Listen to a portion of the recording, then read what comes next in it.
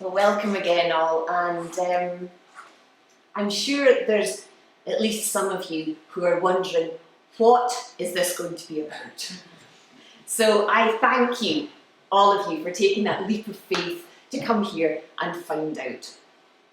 I want to just say from the off that we find ourselves here in Nadia, this centre for holistic wellness, and such a beautiful space, and we are so fortunate to be here, but we come at a time when the world at large is not all well, and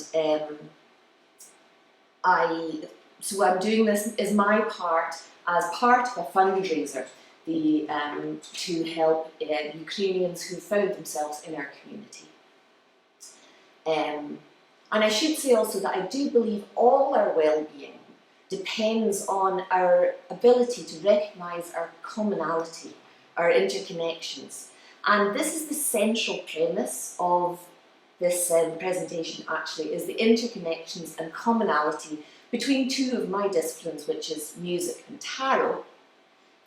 And I'm aware that this audience, I don't know what your fluency is in either of these disciplines, if any at all. So what I'm trying to do is I'm going to try and explain everything as I go along. I've used some more little in-depth bits, so don't panic if I lose you, because the central theme is that of a holistic theme, you know, of a wholeness, a vision of wholeness, we could say, that runs throughout the presentation. So I think we'll just look at the agenda for today first, so that you have an idea of what's going to happen.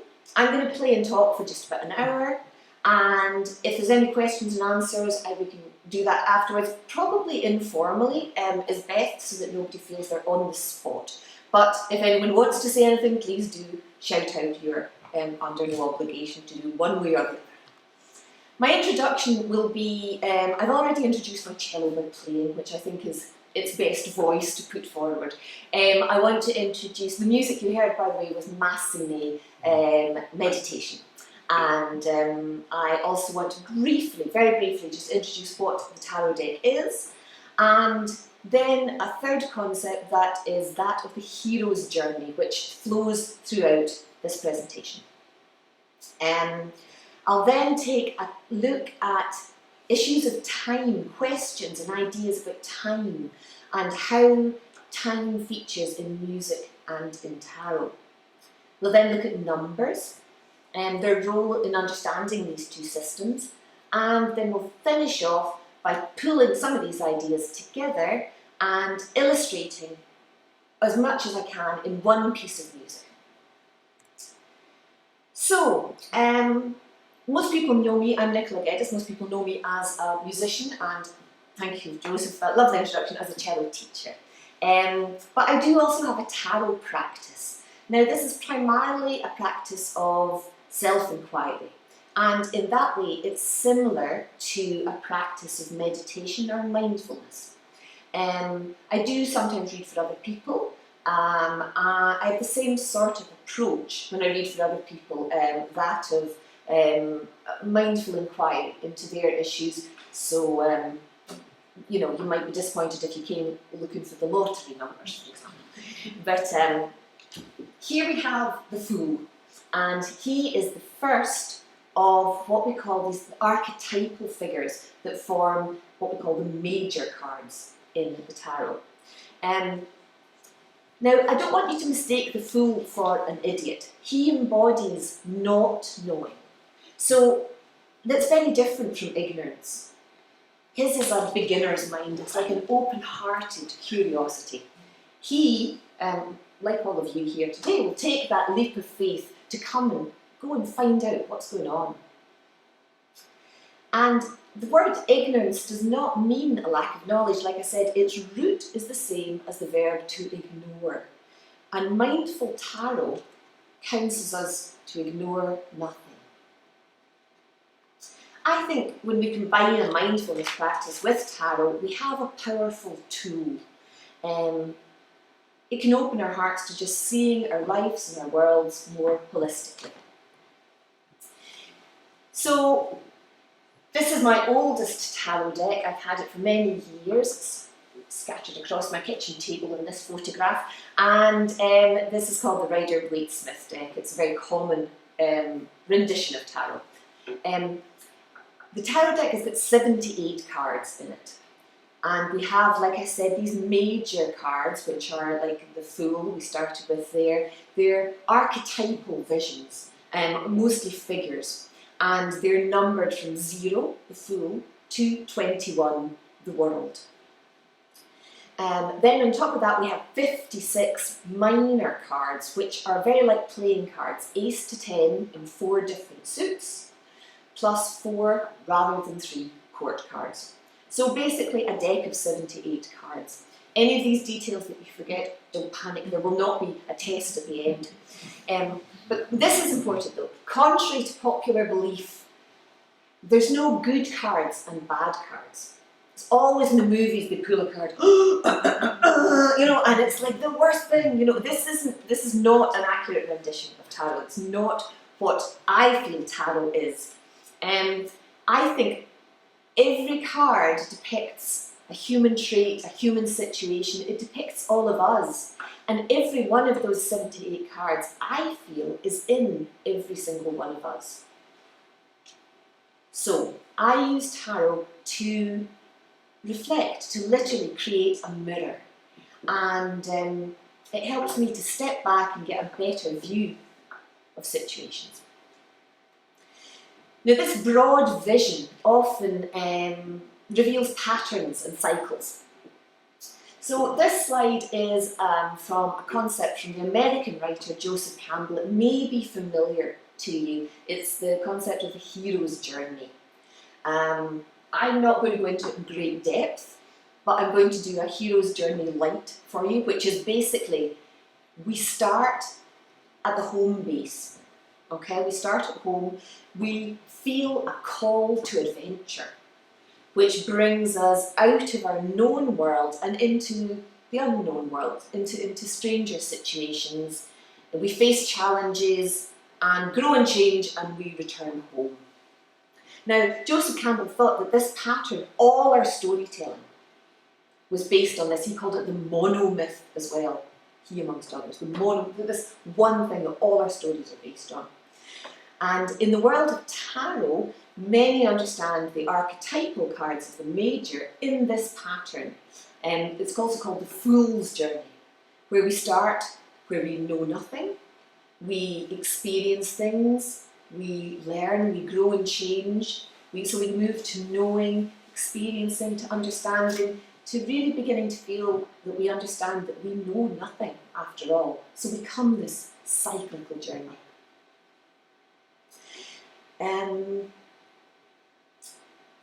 So although we come back home again, we rarely return completely unchanged. So it's perhaps a spiralling rather than cyclical return. Music also dwells in this space of reflection and of mystery. It has an integrity beyond language. I often feel that music tells us stories, but they're not stories in words. They're more like journeys in sound.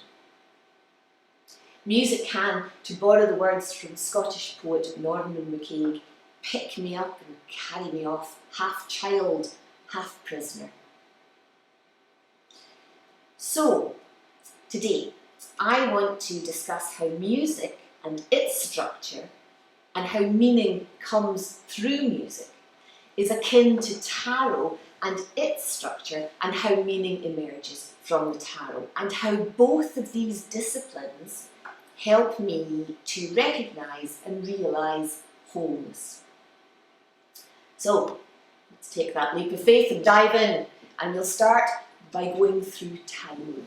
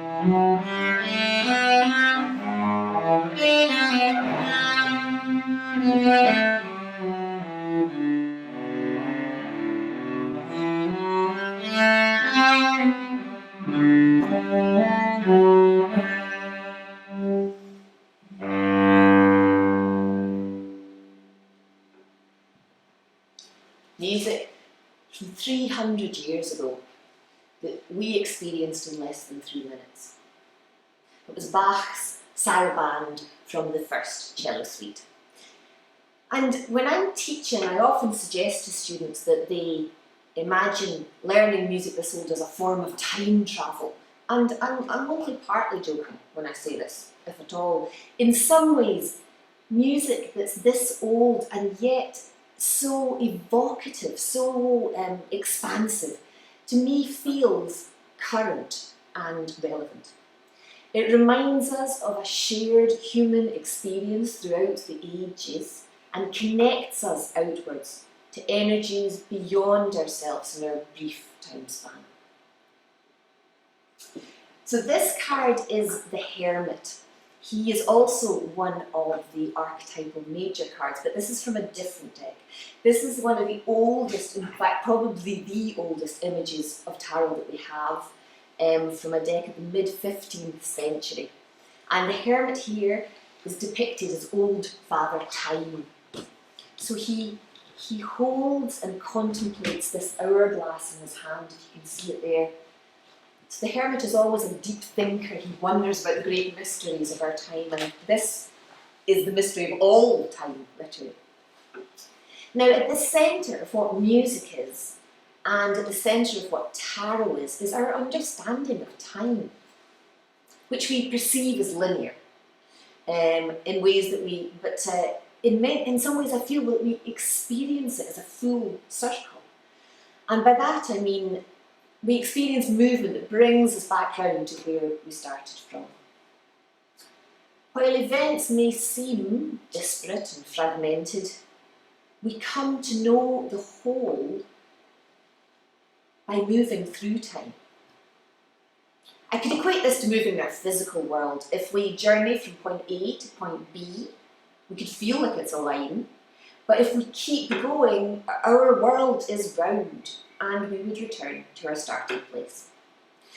So this circular vision accepts that our experience of things may seem like random occurrences, mere flotsam and jetsam, but then we tell stories to each other. We make sense of our experiences and connect the parts. All art forms do this in their own way. And when we take this wider view of our lives and our stories, here we have this circular hero's journey, this coming back round again. Okay, let's go to more concrete things in music now. How do we hold time in music? Well, there are many ways. I'm going to focus on the idea of a pulse. I know there's at least several musicians in the audience here, but I'm going to explain it from the very basics. Let's look at time signatures. That's these two numbers in music that you see at the beginning of a piece of music. The top number tells you how many beats there are in the bar and how we count the music. So let's take a pulse, just a basic. Yeah, there's a pulse. And if we wanted to think in 3, we could think of it like a triangle. So we could go 1, 2, 3, 1, 2, 3. Yeah. If we wanted to make that 3 into 4, we could think of it as a square. 1, 2, 3, 4, 1, 2. You'll notice this strong beat 1. It's what we call the downbeat in music. 1. Okay. So I'm going to talk a lot about 3s and 4s later on, but for just now I'm just going to give you an example. So I'm going to take 2 pieces with the same pulse in the same key, 1 and 3 and 1 and 4, so that you can hear the difference. So we'll have quite a quick pace, I think. Okay, this is going to be the pulses here. 1, 2, 3, 1, 2, 3, 1, 3, 1, 2.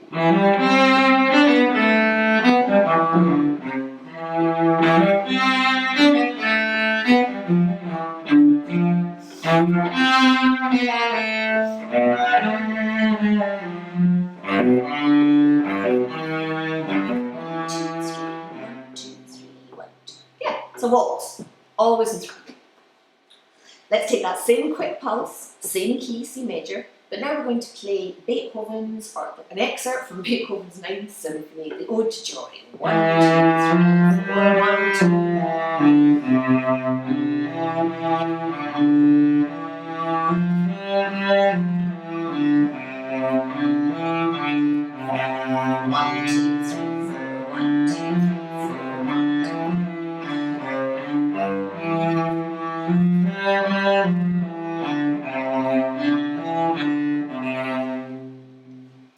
Okay, so we're going to look, I'm going to hold those pieces in your mind. I'll remind you of them later on, the difference between a pulse in 3 and a pulse in 4. It's been said that a week is a long time in politics, but half a second is a long time in music. And that's because of the need to stay with this pulse. Not a random beat, but a steady pulse. And to stay in time. So musicians who are playing in any ensemble have to feel that we are connected to each other through a collective pulse. Now this is the first lesson that we learn in the youth orchestra. Stay in time, you know, don't freewheel it here, stay in time, stay with the group, watch the conductor, keep the pulse, stay there. I want to open out this idea a little bit of a collective pulse, because I think it's quite an interesting thing and it need not be only for musicians. We could feel this collective pulse as a connecting force between us in many experiences, maybe shared goals or empathy and compassion for each other. There's a lot of ways, you know, common experiences that make us feel like this force that runs between us is not just ours, but a collective thing. And when I work with tarot, I think what I'm trying to do is, I've done it for years and this is the first time I've really articulated it, but I'm trying to tune into a collective pulse. I'm trying to expand my awareness beyond my immediate time and place.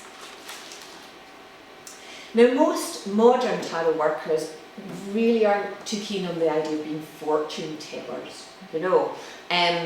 Like that we just look into the future and we tell you what your future is and you've got nothing to do with it, you've no say in the matter, right? And whatever I say, that's it, written in stone, right? This is not very helpful to anybody, or accurate, actually. Many believe that mindful tarot, which is, I think, how I try to practice tarot, should reject predictive tarot altogether. This, however, is a little bit problematic for me, as I do sometimes perceive things that I haven't known about or that haven't happened yet. Predictive tarot, it's an anomaly, I guess, that I can't entirely reconcile with the approved version of reality. But as a mindful tarot practitioner, I think it's important to embrace it as part of my experience of working with tarot. So, let me ask you this.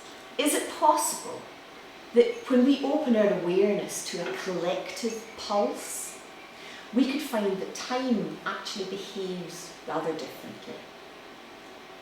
As I said, we perceive time typically as linear, straight path, just moving forward. But the hero's journey showed us a cyclical path.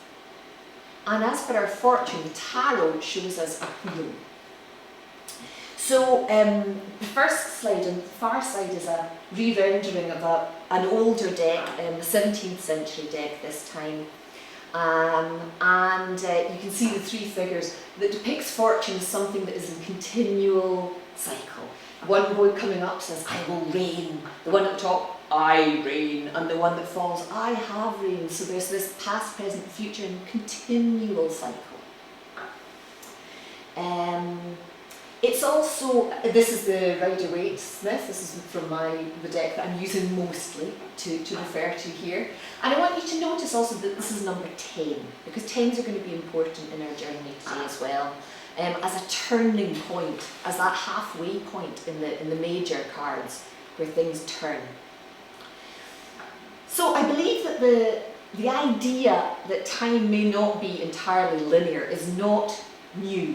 And I believe, although I would be hard pushed to explain to you, that it's also gaining some credibility in scientific circles these days. And if I were a scientist or a philosopher, I would now refer to my sources. However, I am a cellist, so my source is going to be musical. The late, great Scottish composer John Maxwell Geddes wrote a piece for solo cello called Callanish 4. I'm going to shortly play you an excerpt from this piece. You'll hear two voices from the cello. The one voice when I bow is like a singer, and the other voice when I pluck the instrument, I feel it's like the harpist, the accompaniment to the singer. In my copy, I have two dedications. The first printed dedication states, the title refers to the prehistoric stone circle on the Isle of Lewis. The music contains elements of a Gallic psalm and imitates a traditional style of singing which is possibly older than Christianity. The piece elaborates these elements in an improvisatory manner and tries to evoke the timeless quality of Callanish.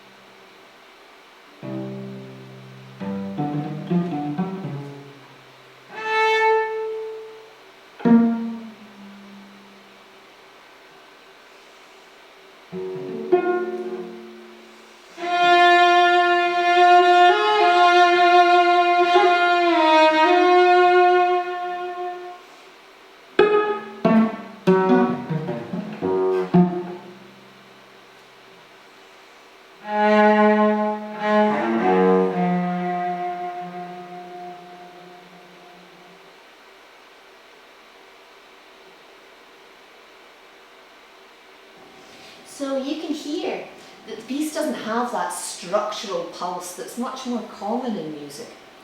And was demonstrated by the waltz and the Beethoven. The opening bars are actually written without any time signature at all, creating a sense of liminal space, a kind of undefined in-betweeny, sort of a twilight space. The pulse is then suggested rather than firmly established in the melodic passages.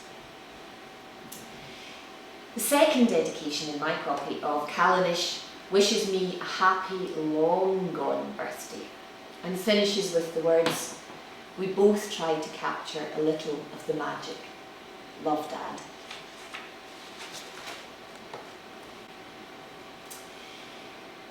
Now, the great ecological pioneer, a Scotsman incidentally, better known in America, but John Muir, he said, "When we try to pick out anything by itself, we find it hitched to everything else in the universe." This seems to me a perennial and all-encompassing philosophy. But here's the paradox. Within this unbounded universe are our human minds. They're hardwired to dissect and discern and discriminate between this and that. We want to cut to the point to find out what is going on.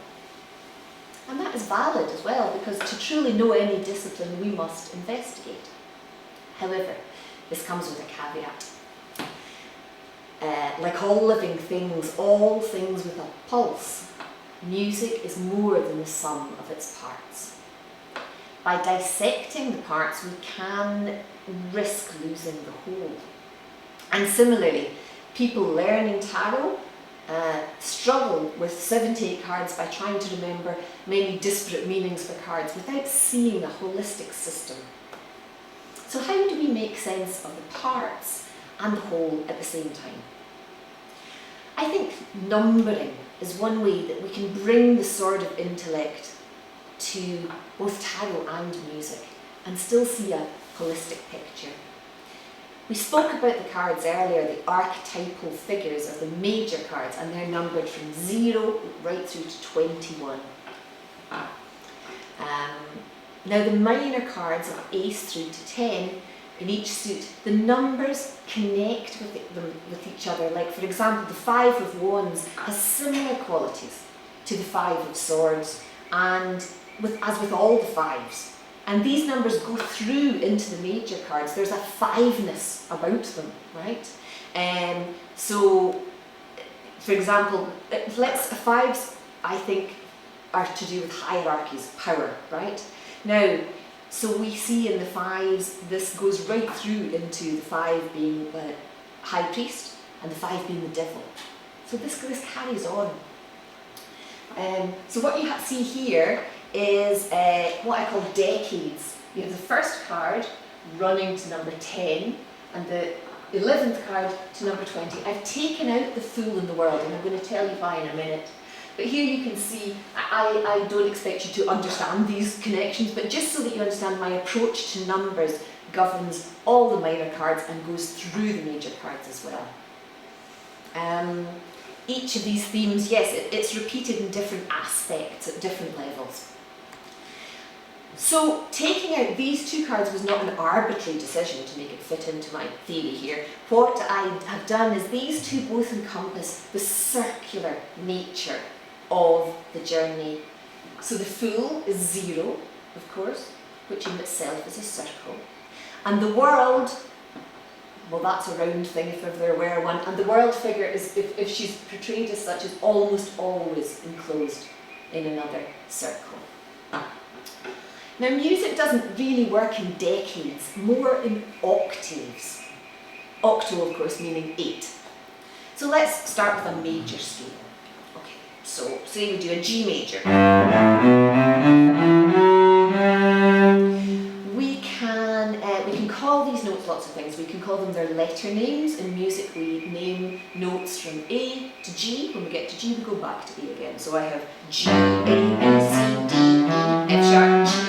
I could also call them Do, Re, Mi, Fa, Sol, La, Ti, Do if we're thinking in Sol, Fa. Or I could call them the first degree of the scale, 1, 2, 3, 4, 5, 6, 7. And when I get to 8, I've come back round again. Okay, so I have a G again here. Same as a G here. These are themes, again, repeating at different levels. It's not the same note, but they're both G. When I play them together, they're almost indistinguishable. So this themes repeating at different levels, I think, is very important to both these systems. And the number 8 in and of itself, I think, is a very interesting number in tarot, because here we have number 8 in the major arcana, strength, and you can see above her head she has this symbol. It's like an 8 on its side, and it's called a lemniscate. I have to get this right. This word Lily told me, make sure you say it right, Mum, and of course I'm doing my best. A lemniscate, and it's a figure of eternity, of movement that continually cycles round, and you can see it appears in other places. It appears throughout the tarot. It's a very common symbol. Yes, this idea of themes repeating at different levels. So I think what we'll do is we'll go and we'll look at the first few numbers. I'm not going to look at all the numbers because I don't have time, and but I'm going to look at the first few numbers. So 1. What does it mean to be 1? Just 1. In tarot, it's the magician, and it really symbolises the individual, the self, the starting point of the body, the one, the self. You'll notice there's a correlation between the way we write I in English, capital I, and the figure 1 in both Roman and Arabic numerals. So it's our individual selves as a starting point, yes? And the aces can be seen this way as well, like a seed of potential or a spark of an inspiration of an idea. It's that starting point is where we look at ones. We can also see this as a home base. In music, we call the first note of the scale the tonic. You see, and it feels like home. If I make up a tune and I come back there, oh yeah, that feels like, okay, we've come back home again. You know, I haven't left you hanging. The phrase feels complete and closed. I've come back. Furthermore, if I build a chord on that note, the base of the chord is called the root, which is lovely. That's from which everything grows. So what happens when 1 becomes 2? Well, this is the way all life develops. Every one of us started as a single cell that through the process of mitosis split into 2. So now we have dualities. We have this or that, up or down, self or other. And in music, we have the possibility of harmony or of dissonance, depending on the interval between the note. I think that's important. You can see here, I've picked my favourite 2, which is the 2 of coins or 2 of pentacles, because not only does he's really trying hard to balance these dualities, like, oh, okay, where do I go, get this and that, okay, but he also reminds us of the importance of the space between them, the interval between notes, the interval between 2 things, how important they are. And again, there's that lemniscate. It's the 8 on its side. Now 3s speak of interconnection and change, creation and change. So with the Empress, number 3, in the major arcana, the major cards, and she's the mother figure. And in the second decade, number 13, we have death. So here's birthing and dying. These are the ultimate cards of change. Now you'll note, this isn't at the beginning. You might think, well, we'll put the birth at the beginning and death at the end. This is not how tarot sees things in this cyclical and repeating pattern. Now musically, with threes, I want to talk about chords. We built a chord on this tonic note here, and that's called a triad. Now it's not just because there's 3 notes in it, it's called a triad, it's also because the interval between each of those notes is a third. So I have 1, 2, 3, 1, 2, 3, and those 3 notes make a major chord. Sorry, the words major and minor appear in both disciplines. Don't let them confuse you, it's a major chord. So, there's your major chord. The musical terms for chords built in this way on each note of the scale. And I want to familiarise you with just 2 of these musical terms because I'm going to be using them later on. So if I build a chord on this note, like I said, a major chord, it's called the tonic chord because G is the tonic note, so it's the first one, the tonic. If I walk up 1, 2, 3, 4, 5, and I build a chord on this note, it's called the dominant. Okay, so we have the tonic chord, home bass, and then we have the dominant, and we're going to talk more about them later on. So there's our major chord. Now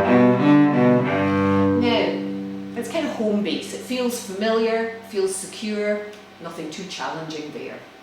If I take the middle note and I move it down the smallest distance I can in music, so the smallest distance we have is a semitone in Western music, smallest, then I have this, it becomes, the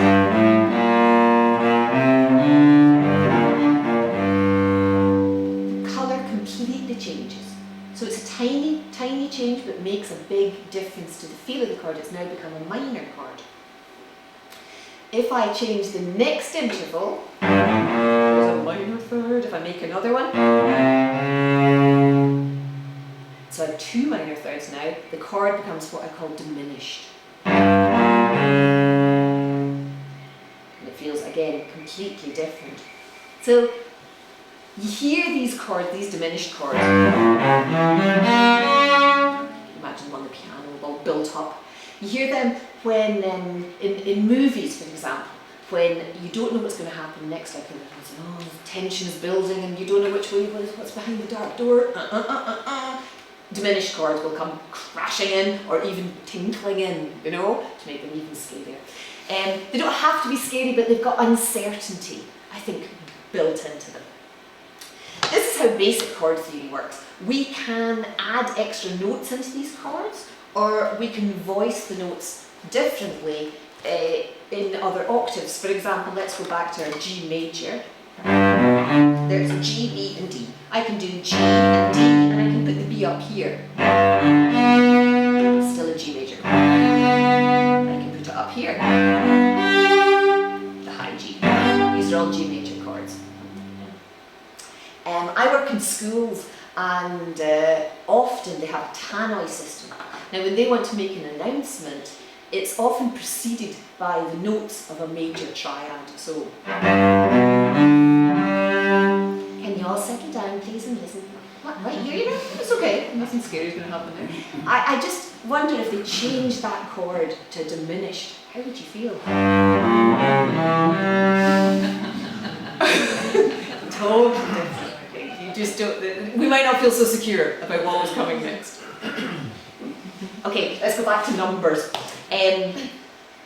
So whereas the threes are dynamic, they bring things together, they create change and movement, the fours, in contrast, are stable, structural and solid. Now, this is not a good thing or a bad thing. You know, you'd want the 4 legs of your chair to be stable and solid. You need stability and solidity as much as we need the dynamic nature of change, you know. The Emperor here, he embodies control and order. So you can think of 4, like we did when I conducted, as the 4 lines of a square, as in here, 4 legs of a table, 4 walls around us.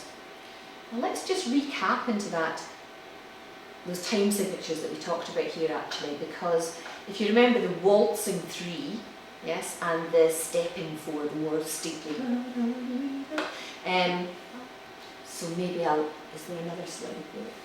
Aha, there we go. Okay, so here's the 3, and you can see it fits perfectly with my waltz. You have this energy of 3 figures coming together in dance, and this is what a waltz is. It's a love song, basically, music of different bodies finding common ground, coming together. And the Beethoven Ode to Joy is a melody about peace, brotherhood. It's a celebration of stability, which you can see here, the 2 balanced opposites, the male and female figures in the celebration. So I'll just talk now about, I'll take 4s as an example to show that no one theme is a good thing or a bad thing in and of itself. They're always aspected differently, depending on the context, and of course on the cards. The 4 of Swords, for example, shows us this peace and stability as the end of war. The warrior has laid down, as in the Beethoven, has laid down his sword, you know. The 4 of Pentacles shows somebody who really wants stability to turn into status. It's like he's really, nothing's allowed to change. He's holding on too tight, you know. So this is more of a darker representation of stability. It's like when things just, nothing's allowed to change. He's going to hold on to it for dear life. And the wee fella at the bottom of the tree in the 4 of Cups, well, he just finds all this stability and security boring. You know, he's had enough of it, he's fed up. So, differently aspected throughout the cards, and of course, as they appear, they get changed again. So, to recap, we looked at 1, the home base, the starting point. We looked at 2, which is now dualities, and the space in between them, how important that is. Harmony or dissonance. We had the synthesis of 3, the dynamic energy of coming together, and the solid and reliable 4. So what happens when we add 1 more to that solid and reliable structure of 4? We have the hierarchy. We have these power struggles. Suddenly 1 is more important than the others. And as I said before, number 5s are all about power structures. They're about hierarchies and power structures. Here you can see the Hierophant, it's another word for a high priest, and the devil in the 2nd decade. Now, interestingly, if we go back to our chord theory here, you remember that 5th chord? Does anyone remember what its musical name was? The dominant. How perfect is that? Delighted. Right. Joseph, we might stop and do a retake for the last section.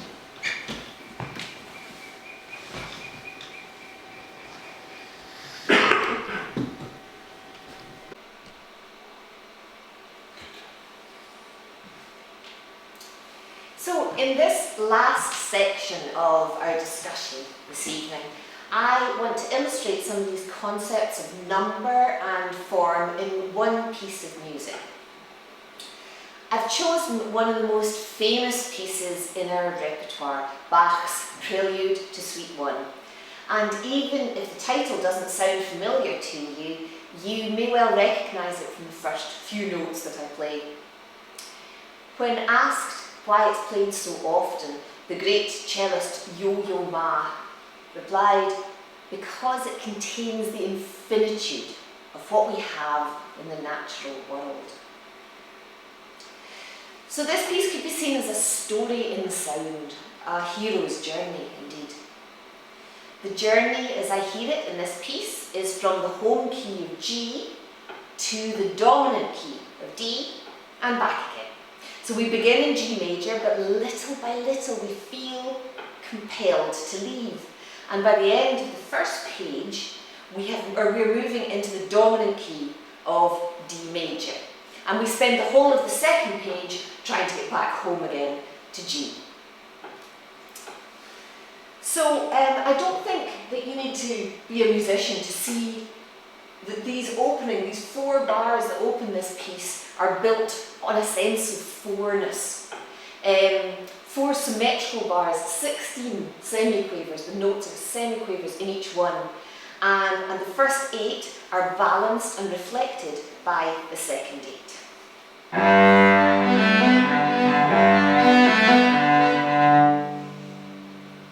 this is the ordinary world, this is home base, it's celebrated in all its beauty. This is the stability of the fours. This is us at home. Now we're grounded in this section by what we call a pedal point. It's a repetitive note, a repeated note rather. In this case it's the open string of G, and it's repeated as the first note in each of the group of 4 semiquavers. So this secures us here in our home base, so you can hear it at the beginning of each group of the semis.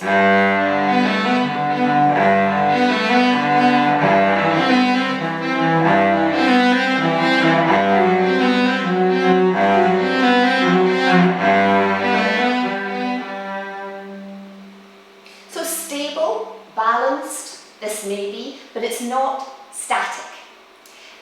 There's a flow in the crossing of these strings and the varying of phrases, and importantly in the movement of chords and voices within these chords.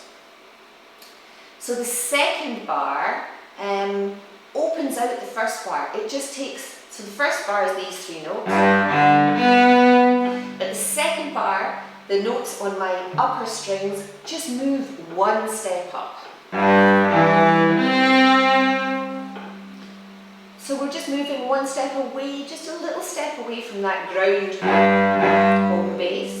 The third bar, only 1 string, 1 note and 1 string moves.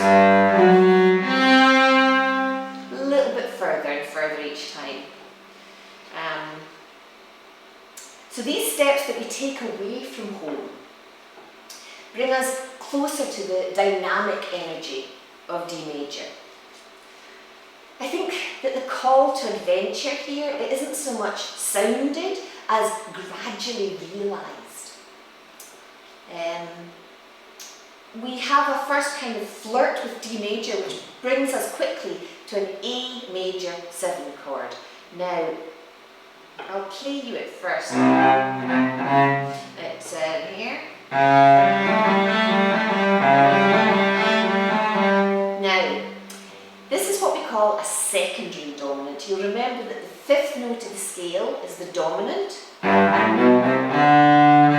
So D major, the dominant key. If we're thinking in D major and we start on that note, 1, 2, 3, 4, 5, A major is the 5th note of the dominant key. The secondary dominant is the 5th of the 5th, if you like.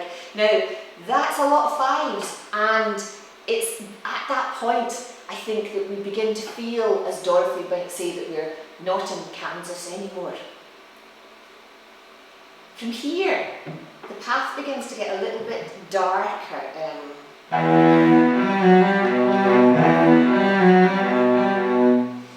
Less clear.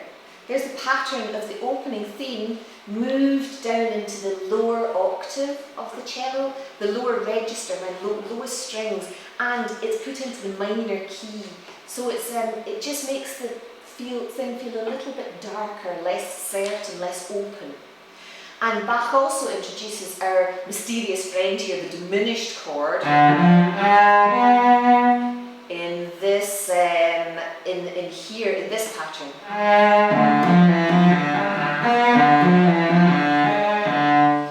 It kind of creates further feelings of uncertainty.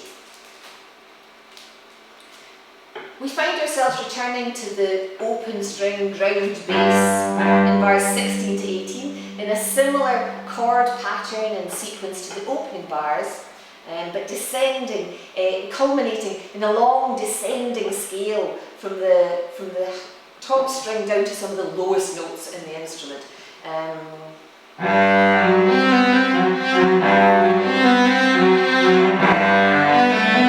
like our last look of home. There's an energy building here. It's like a vast seeking, a huge wave of energy. There's a sense that we cannot now turn back. Once we have crossed this threshold,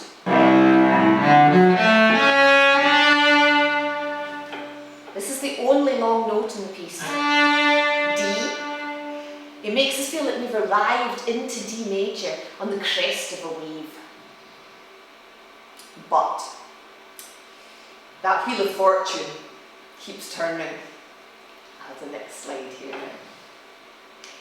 Neither Bach nor the tarot rest for long in comfortable spaces. From the crest, we fall into what I call a swell and tumble.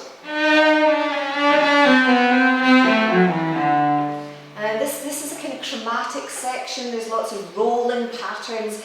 It would be, I think, the ordeal of the hero's journey. D major has to fight to hold on here, but it manages to for now. So we're now moving into a passage of cascading movement with long descending runs.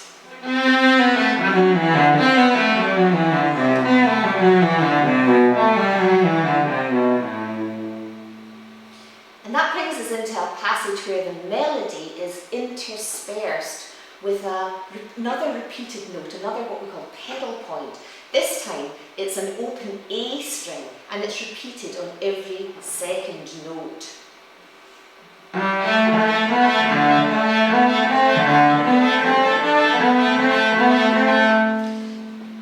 So this use of the repeated note is similar to the section that we saw at the beginning that had the ground bass, where we heard in the opening bars we had this G repeated throughout the bars, but it has an opposite effect. Instead of as we said, this is instead of grounding us in a kind of feeling of home base, the A is the secondary dominant, it bounces us around in unfamiliar territory.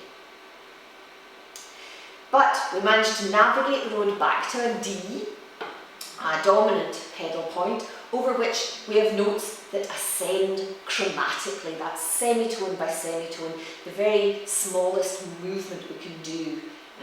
So we go.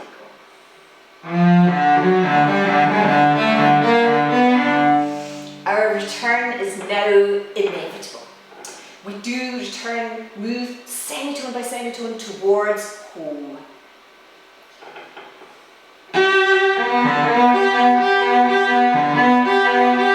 Return we do, a triumphant return, a glorious G major chord, and the string crossings and the chordal structure again reflects the opening bars, but with G now elevated to the upper register of the cello.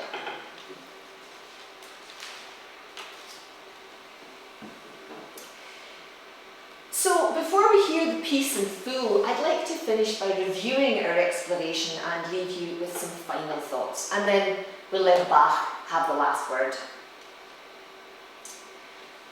So today we touched on both the big picture, the macrocosm and the microcosm of both tarot and music, and we discovered links and perennial philosophies in both. We investigated ways in which numbers and time all interweave themselves throughout both disciplines. Both music and tarot share many things, but I'll conclude with these.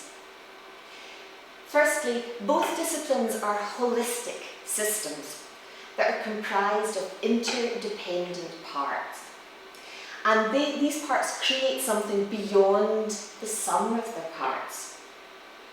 We looked at how these parts move in numbered patterns and how themes in tarot and notes in music recur at different levels.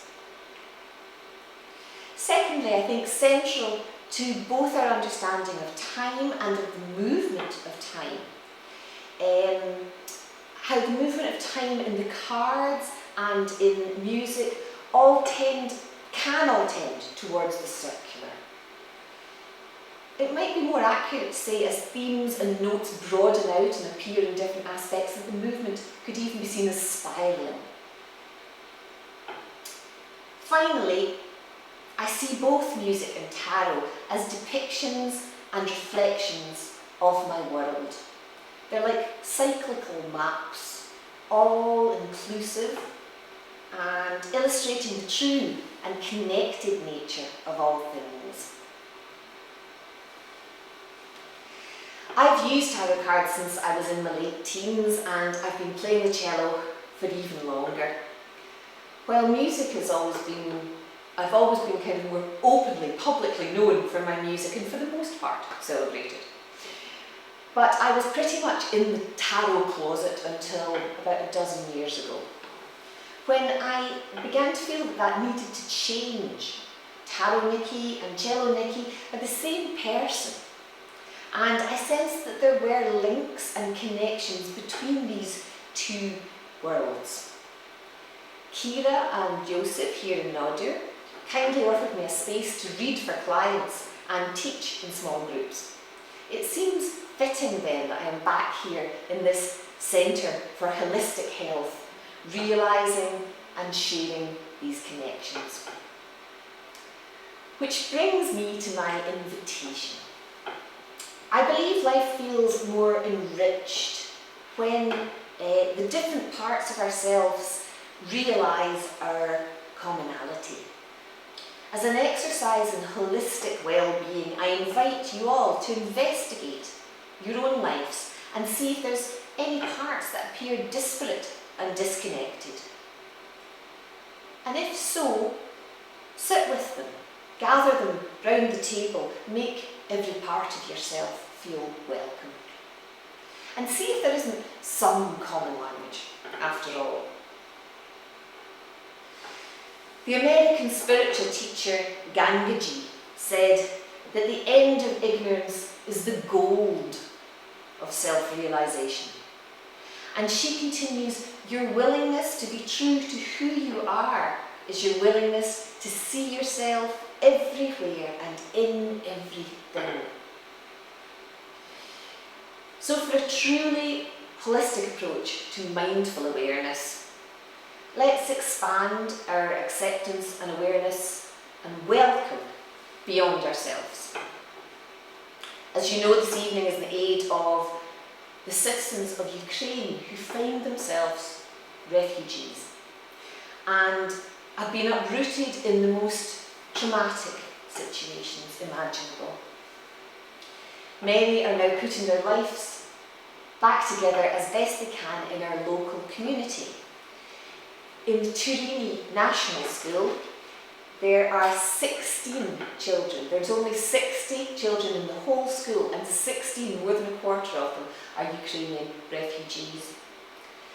So funds raised through this project will go towards iPads for use in the school, which will literally find a common language by using Google Translate.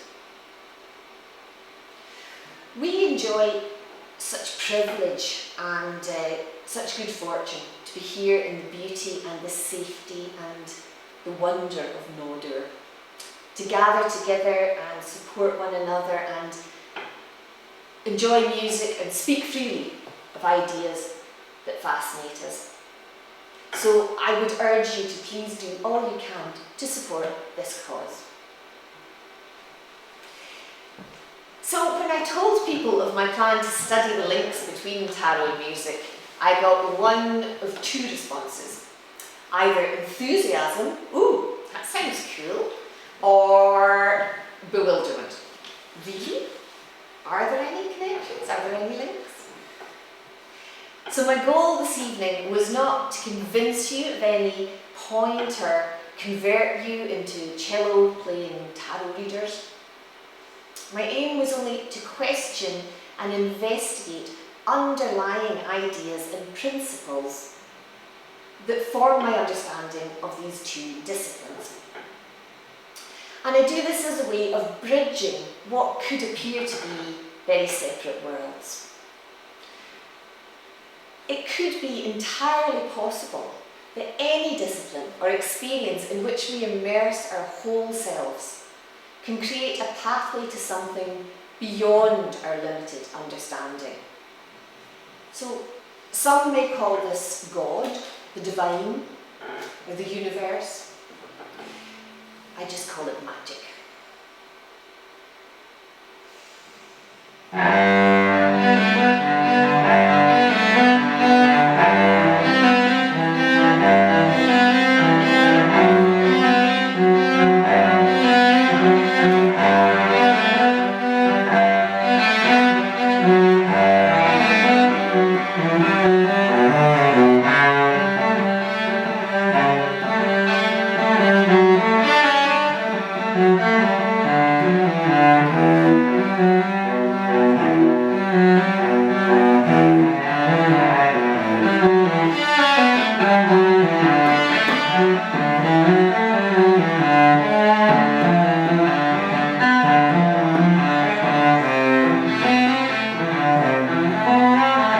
Thank you.